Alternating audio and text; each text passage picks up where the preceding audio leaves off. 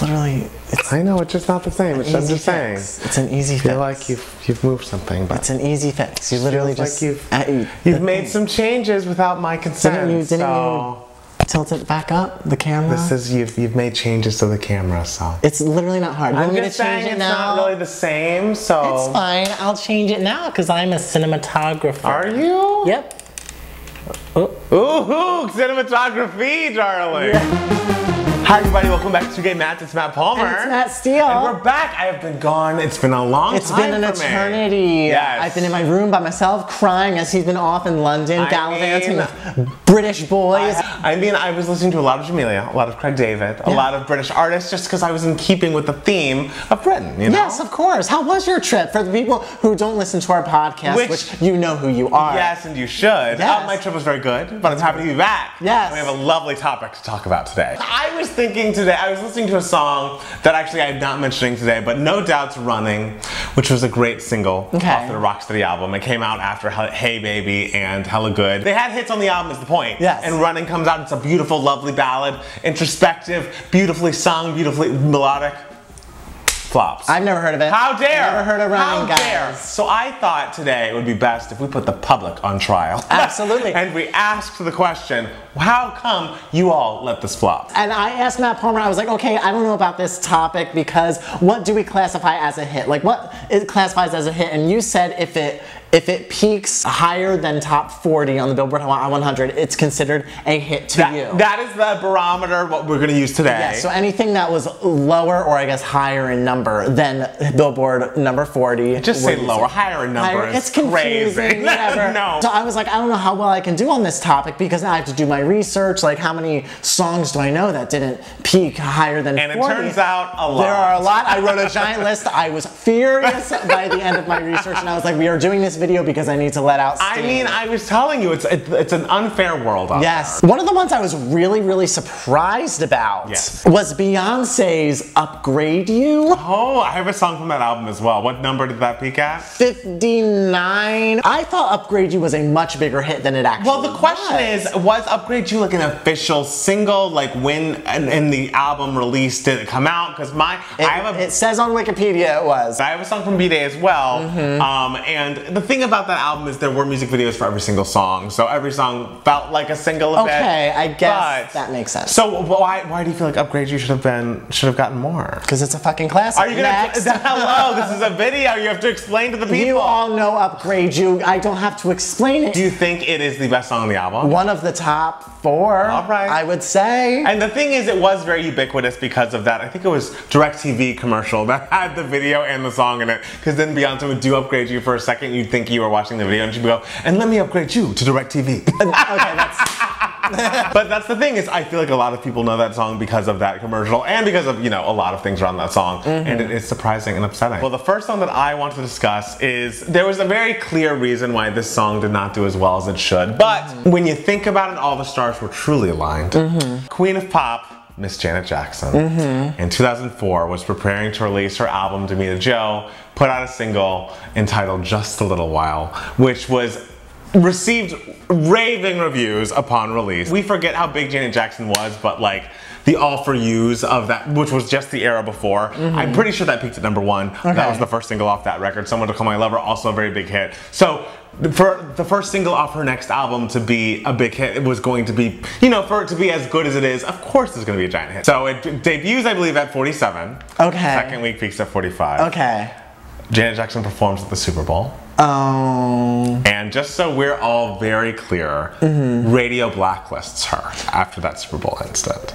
Radio, MTV, every outlet says we will not engage with Janet Jackson because of what she did to our children at the Super Bowl. That is so insane because in 2020, let me tell you, she would be the most powerful human being on the planet. She would get all the radio plays. She would be on every station. She would be on every channel. She would be on everything. The reasoning that this wasn't a hit devastating. It's devastating and also so frustrating. This song is so excellent. Like I revisit it more than I revisit it in All For You. Pretty much a perfect pop song, and the fact that so many people will never hear it because of this just a woman's boob, not nipple, being like exposed on television. And of course, by a white man who did not suffer any consequences, was also involved in all of this. I can't think of a time since then that an artist has been fully blacklisted. Because which happened first? This, or I assume Dixie Chicks happened before this, right? Ooh. It was around the same time, but post Dixie Chicks and Janet Jackson, also the Dixie Chicks didn't deserve that. Do people even get blacklisted? Man, the Bush era was wild. It was awful. And we didn't even notice. No! Really. This is something on the list that I found really egregious. Okay. And really, really was shocked by. Yes. You had told me that Vanessa Carlton's Whitehouses was not a huge hit. Yes. I had no idea in doing my research that it did as poorly as it did. I know. 86 on the Billboard Hot 100. I know. In her heyday, like right after, like it was the first single off of Harmonium, wasn't Yes. it? Right after she took over the world, like right after A Thousand Miles. Only 86 Whitehouses for, in my opinion, her best song. Yes. Like my absolute favorite song of hers. I'm devastated. I don't know what to do. And I mean, I guess the song is a little difficult if you're an idiot, because it's not like, oh, we're going to go back to the chorus again. No, it moves. It travels in a lot of places, but it's just so driving, and it just, no matter where it turns, you're on that ride. Yes. And it's just such a journey. When you told me that it wasn't as huge of a hit as a lot of her other songs, I was just like, oh, that's weird, because I feel like every girl in my high school was singing this song. I guess I went to high school with a lot of white girls, but like, that's devastating. a classic piece of music, and the fact that we didn't give it its flowers in its time is very upsetting. So this song, I truly cannot figure out why it wasn't a hit. Okay. If you can give me some insight just from an outsider's perspective. So Kelly Clarkson. It's 2012. Oh, 2012. Yeah, so it's a little later than we're talking. It's 2012. She's released her first greatest hits album. The first single off that album is Catch My Breath. Catch My Breath is huge, it's wonderful, it's great. The video's garbage, but whatever. So she decides, wisely, to put out the other song that is the bonus song on this greatest hits album, entitled People Like Us. People Like Us is like Kelly taking the Since You've Been Gone sound that of course has made her famous and evolving it in the post Lady Gaga world. It is dancey, it is positive, it is empowering, it is up-tempo, it is pro-gay. She goes on American Idol and performs it in front of Mariah Carey. Wasn't there a video, a lot of people kissing? The video is actually... There were people with like hearts on their Yes, hands. the video is actually a big budget video. Like they were promoting. Why did it do... I'm trying to think of where it peaked. It may have peaked in the 40s or even... No, it peaked at 65. I remember that song being bigger. That's the thing, and it should have been big. Like that, when I first heard that song, I was like, wow, this is a hit. What was the issue? Is there something in that song that I'm not hearing? It's excellent, right? It's very good, yeah. I would not consider it one of my favorite Kelly Clarkson songs. The Kelly Clarkson song on my list is Heat. Oh, I mean. The fact that... I mean. The fact that Heat did not even chart. It's horrifying, but that to me speaks to, which I mean, I guess some of mine can speak to as well. It speaks to the ageism of the pop music, especially with women, and it also speaks to the fact that Love So Soft, and another song that really should have been a hit. Yeah, with a great video. Yeah, great video. Yes. Underperformed, and so I can see at that point maybe the momentum being a little slow by the time that single comes out. But not even charting. I literally wrote in the notes, it didn't even fucking chart. With no spaces in between the words. Didn't even fucking chart. One word. Heat is one of her best songs. It's truly one of her best songs, and I really feel like this is when she was like, okay, I'm going to be doing troll movies and talk shows, and I'm going on The Voice because I've got to diversify. Well, another one that I was going to talk about is, okay, you give me shit all the time for my love of the early 2000s Swedish pop group, the A-Teens. Oh my God. And you give me shit for it because you always confuse them with S Club 7. Potato. With who I didn't listen to. The A-Teens, no. S Club 7, they were developed to have a TV show. The A-Teens actually put out great fucking music. Okay, their first album was all ABBA music, so of course it was good. But their next album had some incredible jams on it. First single off of that album was called Bouncing Off the Ceiling, parentheses, Upside Down. I thought it was a relatively big hit. Played all the time. If you had to assume, where would you have thought it? I thought it would have peaked in the 30s, maybe the 20s. It peaked at 93. I mean, it was a smash hit in Europe, I'm sure. You have not listened to any of the 18's music. I urge you to listen to Bouncing Off the Ceiling Upside Down. Do you see, just by the title, why it doesn't sound I know, but it was the early 2000s. Bubblegummy was still a thing. Okay. And I don't know if this song was released in the US as an official single. You need to listen to Halfway Around the World. I'm telling you. I'm gonna do two because you already talked about a song from B-Day. And I mean, the point is B-Day should have been all #1 hits. Yes. But I feel like the legacy of Get Me Bodied is so gigantic. Like, did that not go higher than 40? Oh. I'm sick. Bodied. I'm suddenly violently ill. Get Me Bodied peaked at number 46. And sure, there were lots of singles before it. It came out after Deja Vu, which underperformed, Ring the Alarm, that underperformed, Irreplaceable, that was gigantic, then Beautiful Liar, which was an unnecessary re-release single, and then Get Me Bodied, and that's how high it can go. Yeah, I get that it's far into the single release process for an album. People get tired of it. I understand that. But Get Me Bodied is truly the pre-Single Ladies. Like, it's literally Single Ladies, but a million times better. Single Ladies is good and fine and has that great video, but Get Me Bodied is a song. Get Me Bodied is Beyonce. Yes! Like, that is, if someone were like, I don't know anything about Beyonce, what song should I listen to? #1 would be Get Me Bodied. That's also a good video idea. I feel that way about Always Been a Baby by Mariah. It's like, I don't get anything about Mariah. It's like, here.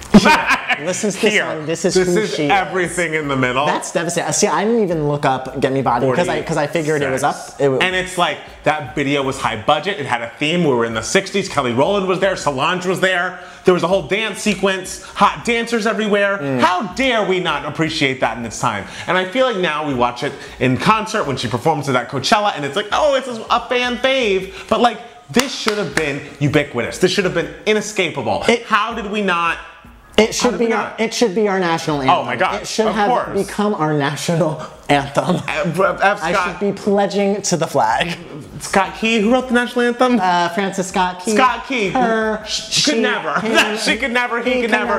They could never. But since we talked about Beyonce, I want to also say, Britney's Overprotected remix is. Guess where it peaked. I would have guessed like at least 30s, but I guess not. No, it peaked at number 86. Oh no! It is one of her best videos. The song by the original is great. The remix is excellent. That fucking dance break in the video where she gets all wet and she's wearing like the jeans with the chaps. So it's just like, this is peak Britney. How are we not? I feel like Britney always has had a chart problem. I feel like even in her early days, radio, she was not a radio darling, so fine. But like, come the fuck on, 86? I'm surprised you have not mentioned Mariah Carey's Through the Rain. Everyone knows that fucking song. Yes. Why did it peak so poorly? What is that, 81? Yeah, it was like 81. Yeah. I mean, I remember the exact number because it was upsetting. And I remember for a while, All of Christmas Is You peaked in the 80s too.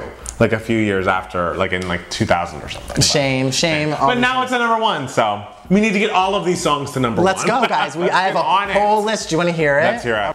Britney's Break the Ice peaked at 43, so like it almost. Oh, that's actually pretty high. That's actually pretty good for like where we were. And like a cartoon music video. Beyonce XO 45. I realized she wasn't really like releasing singles at this. But come on. You know, but this is 45. Get out of here. Fantasia's album Side Effects of You is her best album. It had 3 singles. All of these 3 singles should have been hits. Fantasia Lose to Win was bubbling under the Hot 100 at #2. Side Effects of You, there's not even a wiki page for that single. Wow. But Without Me, the song Without Me with Kelly Rowland peaked at 74, and that song is excellent. That song is excellent. That song's excellent. I'm not a Fantasia head, but that song. That whole album's excellent, and I understand why this wasn't a huge hit because like the group wasn't super huge. But G.R.L. Ugly Heart, bubbling under #22. That's fucked up. That's one of the best songs of 2014. Truly. Kesha, Woman, 96. I'm disgusted. Horrible. And that was after praying. That's the thing. That's yes. like people like us. Crazy. It's like there was momentum there. So what did you guys do? What was the disconnect? Yes. What's not clicking? What's not clicking? Girlicious, like me, bubbling under 2. I don't want to. I know. Years and years, Sanctify didn't peak. Okay, years and years is not that big, but like one of the best pop songs I think to come out in the past couple years. Absolutely. I would say it should have been a huge hit. Hilary Duff, All About You. I know. Bubbling under number 19. This one was surprising, and I sort of get it because it's country music, and it was her very first like single. Casey Musgrave's Merry-Go-Round only peaked at 63. It's bullshit. It's bullshit. I looked at Carly Rae Jepsen's Billboard discography. Don't even do that. Don't even. Devastating. That's the thing is like the gays really feel like Carly Rae is like the biggest pop star in the world, and it's like she's actually basically an independent artist. If you live in the gay bubble, you just assume. Yeah, you just assume that Carly Rae is like in the 30s, 20s consistently. No, she's not charting. Not charting, like just flat out not charting. Which like is crazy. Too much. Want you in my room? I know. Like a lot of really sad things happen in our history, guys. So I just feel like it's good to, you've got to know your history so you can change your future, and we can't allow this kind of shit to happen anymore because this is unacceptable. No. These songs should have been the biggest songs. So what were we even listening to? Fucking Lil Wayne. I don't know why he was the first to come to mind. I was like, who were we listening to in 2012? Like Lil Wayne. Yeah, you just went in for the attack. To Lil Wayne. I have nothing against Lil Wayne, but you just went in there. I'm sure he's nice, whatever. But like, we need to refocus. Like we were all listening to, you know, I don't know, One Republic in 2010 and ignoring Dancing on My Own. We're fucked, guys. I know. We are, as a society. But it's never too late to fix things. No. Just like Elizabeth Warren at that fucking debate.